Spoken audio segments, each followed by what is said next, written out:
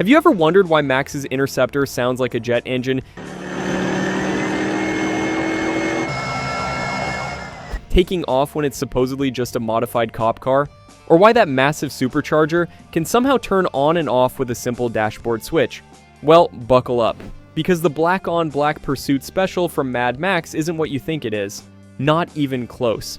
Today we're counting down 20 weird facts about Max's 1973 V8 Interceptor that'll make you see this legendary movie car in a completely different light. And trust me, number 1 is gonna blow your mind harder than that booby-trapped fuel tank. So hit that like button, subscribe if you're new, and let's dive into the wasteland.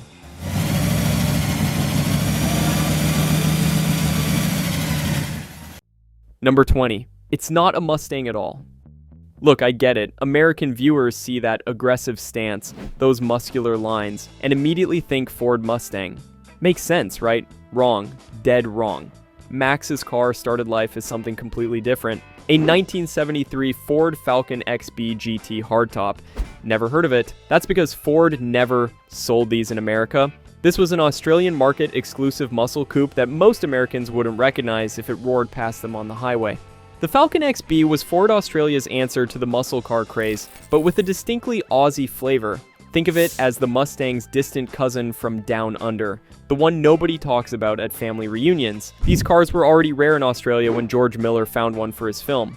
Only about 4,000 GT hardtops were ever made, and here's the kicker. In Australia, the Falcon was actually Ford's full-size family car platform. So technically, Max is driving around the apocalypse in what started as a souped-up family sedan. The transformation from suburban cruiser to post-apocalyptic nightmare required extensive modifications, but at its heart, this icon of dystopian cinema is pure Australian muscle. Number 19. The supercharger was fake. That massive chrome-plated beast jutting through the hood, the one that makes the car look like it could inhale small children, complete theater, total fiction. That 671 style blower that became the car's signature wasn't connected to the engine at all. Instead, get this, it was spun by an electric motor hidden underneath. Like a giant chrome fidget spinner bolted to the hood, the production team couldn't afford a real functional supercharger setup. We're talking about a film made for 350,000 Australian dollars, that's pocket change in Hollywood terms. So they improvised. They took a non-functional blower unit and rigged it with a small electric motor and belt system. When they needed the blower to spin for a shot, someone would flip a switch off camera. The whining sound you hear, added in post-production, the whole setup was about as functional as a chocolate teapot. But man, did it look intimidating. And that's all that mattered. The visual impact was so effective that decades later, replica builders often install real functional superchargers just to achieve the authentic look that was originally pure movie magic. Number 18, real V8 underneath. So if the supercharger was fake, what actually powered this beast? A 351 Cleveland V8, a legitimate fire-breathing piece of American iron that Ford shipped to Australia for their performance cars. This wasn't some wimpy six-cylinder dressed up to look tough. The Cleveland was a serious motor. We're talking about an engine that could pump out 300 horsepower in street trim, more with the right modifications. The production team basically had a genuinely fast car that they made look even faster with visual tricks. It's like putting a bodybuilder in medieval armor. They're already strong, but now they look absolutely unstoppable. The 351 Cleveland was actually considered one of Ford's best performance engines of the era. It had huge ports, massive valves, and could rev like crazy. Australian muscle car enthusiasts were already familiar with this engine from local racing. The GT Falcons were tearing up Mount Panorama at Bathurst, so when local audiences saw Max's Interceptor, they knew there was real grunt under all that movie magic. The engine note in the film, mostly genuine Cleveland V8, just sweetened with some creative sound design. Number 17, catalog custom nose. That aggressive, pointed nose cone that makes the front end look like a battering ram. You could order it from a catalog. No joke. The wild fiberglass front end came from an aftermarket company called Arcadipaini. They sold these kits to Australians who wanted to make their street cars look more aggressive. Kind of like ordering a body kit from a tuner magazine today. The production team didn't design this iconic front end from scratch. They flipped through a parts catalog, pointed at a picture, and said, that one. Then they adapted it to fit the Falcon. The Arcadipain kit was originally designed to give cars a more aerodynamic, race-inspired look, but on Max's Interceptor, painted black and combined with the other modifications, it transformed into something menacing, something predatory. The fiberglass construction also meant it was relatively light and easy to repair when stunts went wrong, which happened a lot. Today, finding an original Arcadipane nose cone is like finding gold in the wasteland. Replica builders often have to make their own molds, or pay thousands for reproductions. Number 16. Blower switch is movie magic. Remember that scene where Max flips a switch and suddenly the supercharger kicks in? Pure Hollywood nonsense. You cannot turn a root-style supercharger on and off like a light switch. That's not how forced induction works, at all. A real supercharger is belt-driven directly from the crankshaft. It's always spinning when the engine is running, always forcing air into the engine. You can't disconnect it on the fly. The movie treats it like nitrous oxide or some kind of turbo boost button. But that's physically impossible with this type of setup. The switch Max flips probably just turned on the electric motor that spun the fake blower for visual effect. Or maybe it did nothing at all and was just there for the actor to interact with. But audiences bought it. They saw Max flip that switch, heard the whine kick in, and believed they were witnessing raw mechanical fury being unleashed. It became such an iconic moment that video games still include supercharger toggle as a boost mechanic. Real automotive engineers watch that scene and just shake their heads. But real automotive engineers aren't making movies that define a genre. Number 15. Dummy side pipes. Those intimidating exhaust pipes running along the sides, the ones that look like they could melt asphalt, mostly for show. The actual exhaust system routed underneath the car like a normal setup. The Zoomy-style side pipes were primarily cosmetic. Sure, they might have been connected to the exhaust system for some sound effect, but they weren't the primary exhaust route. Think of them as automotive jewelry, intimidating chrome-plated jewelry that suggests barely contained violence. The real exhaust probably exited behind the rear wheels, like most cars of that era. But that doesn't look nearly as aggressive as 8 chrome pipes pointing sideways like cannons on a warship. The side pipes did serve one practical purpose, though. They protected the actual bodywork during stunts. When the car scraped against barriers or other vehicles, the pipes took the damage instead of the irreplaceable sheet metal. Some replica builders actually make their side pipes functional. They want the full experience, the noise, the heat, the very real danger of third-degree burns if you brush against them after a drive. The movie car didn't need that level of authenticity. Number 14. Built on a shoestring. This apocalypse machine that launched 1,000 replicas, built with junkyard parts and whatever they could scrounge, the entire Mad Max film had a budget of about 350,000 Australian dollars. That's nothing. That's craft services on a Marvel movie. The car team had to be creative. Really creative. They pulled parts from wrecking yards. They modified existing components instead of buying new ones. They hand-fabricated pieces in backyard workshops. That iconic front spoiler, cut from aluminum and shaped by hand. The roll cage, bent from standard tubing. The special effects were equally low budget. The fake supercharger setup cost less than a real supercharger would have. The entire car was essentially a greatest hits collection of Australian hot rod culture, assembled by people who knew how to make a dollar stretch further than the highway to hell. George Miller has said they spent about $20,000 building the main Interceptor. Today, a decent replica costs 5 times that. The irony is that this budget build became one of the most influential movie cars ever created. Sometimes, limitation breeds innovation. Number 13. Bribe on wheels. In the movie's story, the Interceptor isn't just transportation, it's a bargaining chip. The main Force Patrol brass literally dangle it in front of Max to keep him from quitting. The last of the V8 Interceptors becomes a mechanical carrot on a stick. Think about that psychology. Max's world is falling apart, his partner's dead, he wants out, and they manipulate him with a car. Not money, not promises of safety, a car, but it works. Because in that world, in that wasteland in waiting, a car like that represents power. Freedom, the ability to outrun your demons, even if only temporarily. The way they present it to him is almost ceremonial, like a knight being given a legendary sword. Fifi doesn't just show him a vehicle, he's showing him a legend, a piece of barely controlled violence that only someone like Max could handle. The scene establishes that this isn't just any police car, it's special, unique, the last of its kind, which makes its eventual destruction in the sequel even more heartbreaking. They didn't just wreck a car, they destroyed something irreplaceable. Number 12. One car became 2. When it came time to film The Road Warrior, they had a problem. They needed to destroy the Interceptor. But they also needed it intact for certain scenes. Solution? Build another one. The original hero car from the first film returned beaten and weathered to show the passage of time and hard use, but they also constructed a second car specifically for the crash sequences. This stunt double was built to similar specifications, but with some differences. It didn't need to be perfect, it just needed to look right on camera before being destroyed. The two-car strategy meant they could film Max driving his iconic ride without worrying about wrecking their primary vehicle too early in production. The stunt car took the real beating, rolled, crashed, exploded. Well, movie exploded anyway. Meanwhile, the hero car could be preserved for close-ups and driving shots. This dual approach became standard practice for movie cars afterward. But in 1981, it was still relatively innovative. Today, big productions might build 5 or 6 identical vehicles. Back then, 2 was a luxury. Number 11, nearly scrapped between films. Between Mad Max and The Road Warrior, the original Interceptor almost ended up in a junkyard. The first movie hadn't become the global phenomenon yet. It was just a weird, violent Australian film that did okay locally. The car was beat up from filming. Nobody thought they'd need it again. It sat in storage, deteriorating.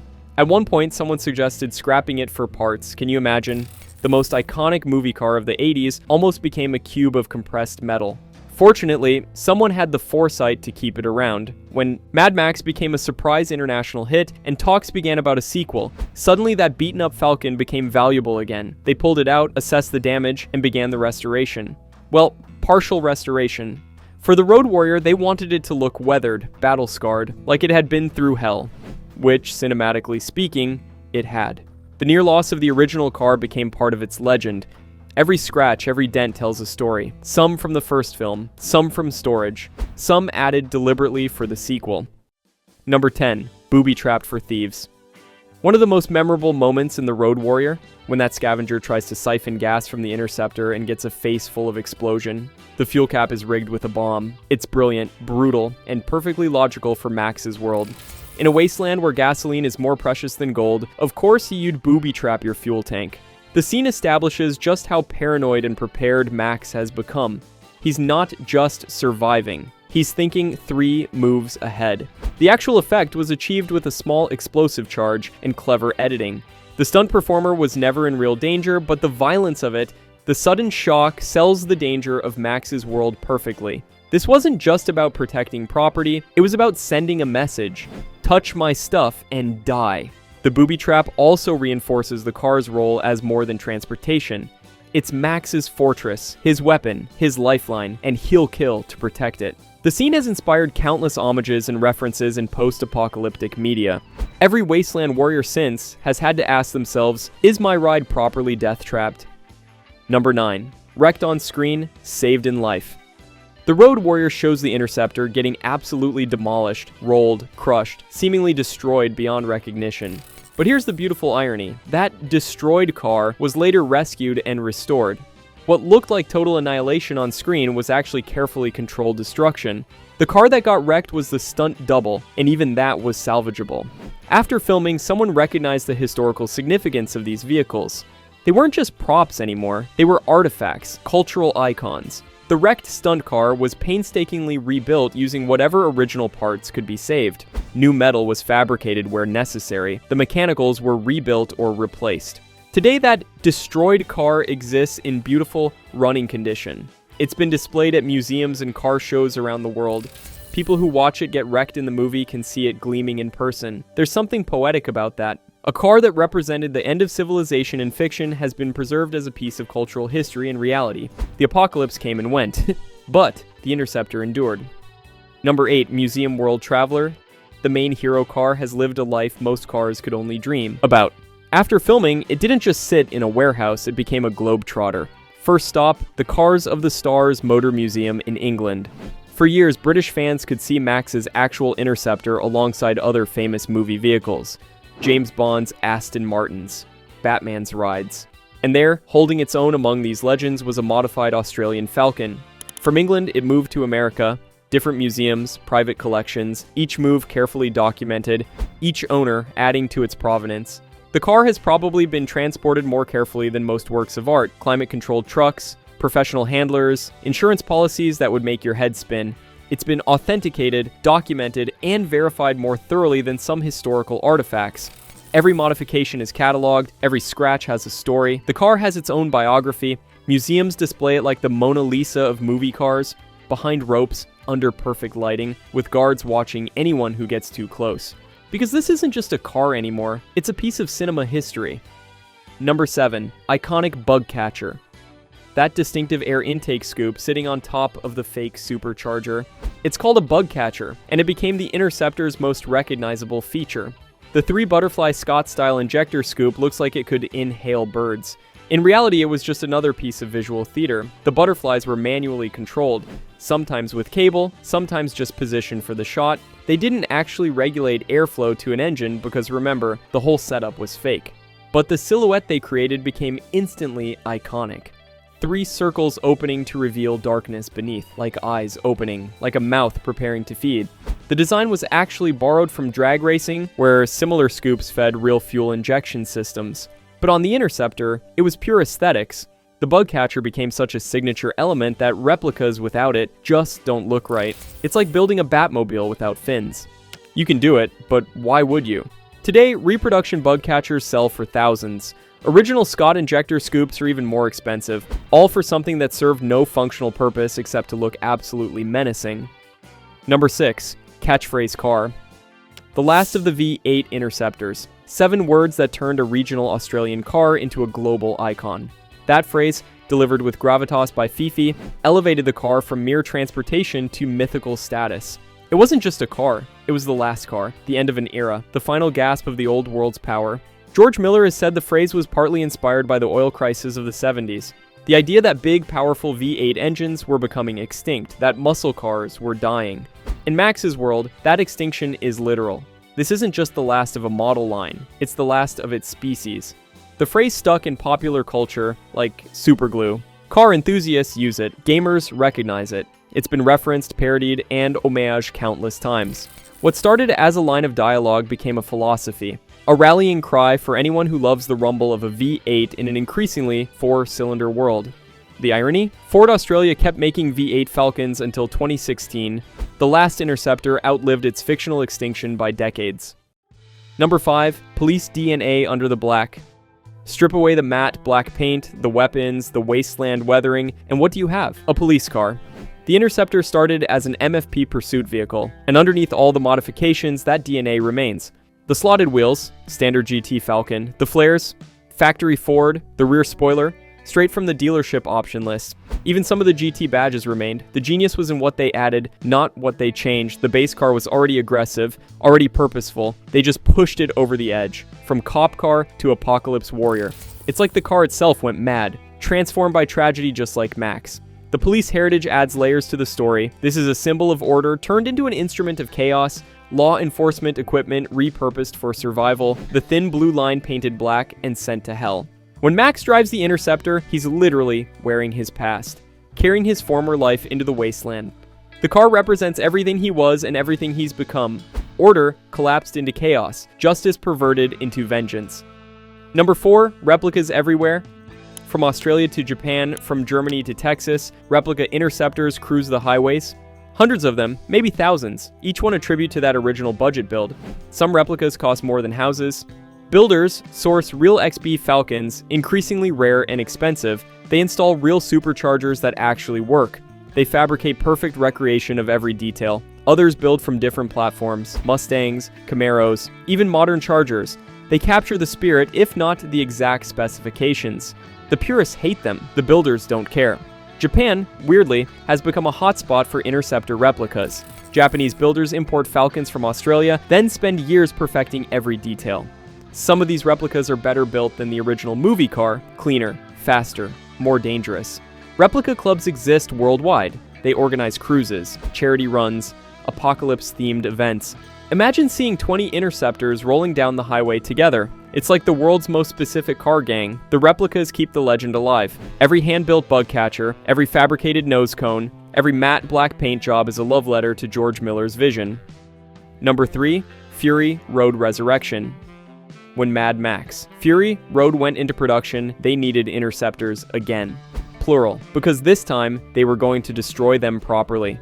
The production built multiple versions. Some pristine, as if fresh from the MFP motor pool. others beaten, modified, transformed into war machines by the war boys. The opening sequence shows the Interceptor in its glory before it's stolen, stripped, and turned into scrap.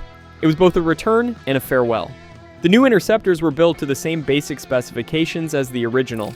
XB Falcon base, nose cone, supercharger setup, but with modern safety equipment hidden inside for the stunt drivers. They also built versions on different platforms for specific stunts. Some were a four-wheel drive for desert work, others were reinforced for crashes, each one purpose-built for destruction.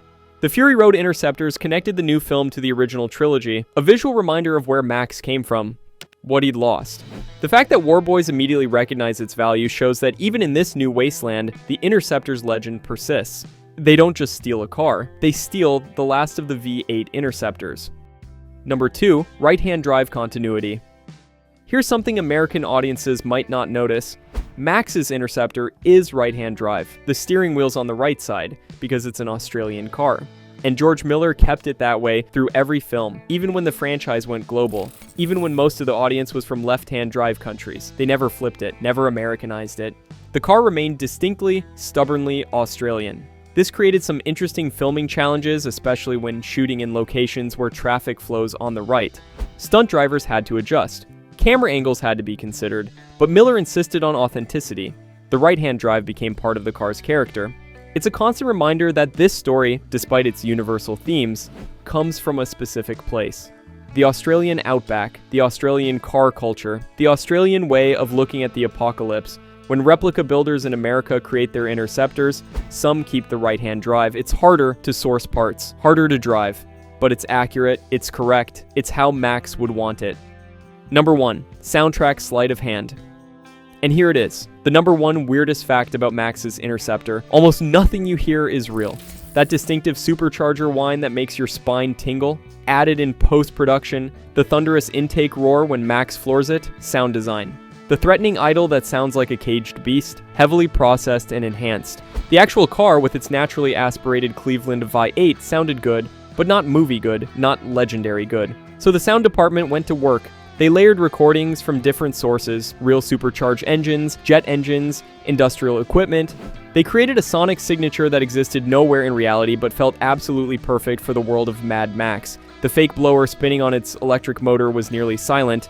The side pipes were mostly decorative. Even the engine, while powerful, didn't sound quite menacing enough for George Miller's vision, so they built the sound from scratch, like a musician mixing tracks. Every scene got its own custom audio treatment. Idle scenes got deep, threatening rumbles. Chase scenes got screaming mechanical fury. The moment when the supercharger engages got a distinctive whine that became as iconic as a lightsaber sound. Today, when people build replicas, they often add sound systems to recreate these artificial noises. They want their cars to sound like the movie, not like reality. They're chasing a ghost. A sonic phantom that never existed. The most iconic engine sound in cinema history was actually a beautiful lie. And there you have it. That's 20 weird facts about Max's 1973 V8 Interceptor that prove movie magic is sometimes more about creativity than cash. From fake superchargers to phonetically enhanced engine notes, this apocalyptic icon was built on imagination, ingenuity, and a whole lot of Australian attitude. Did any of these facts surprise you? Are you now questioning every movie car you've ever loved? Drop your thoughts in the comments below. And hey, if you made it this far into the wasteland with us, go ahead and hit that like button and subscribe for more deep dives into cinema's most legendary machines. We'll see you on the Fury Road.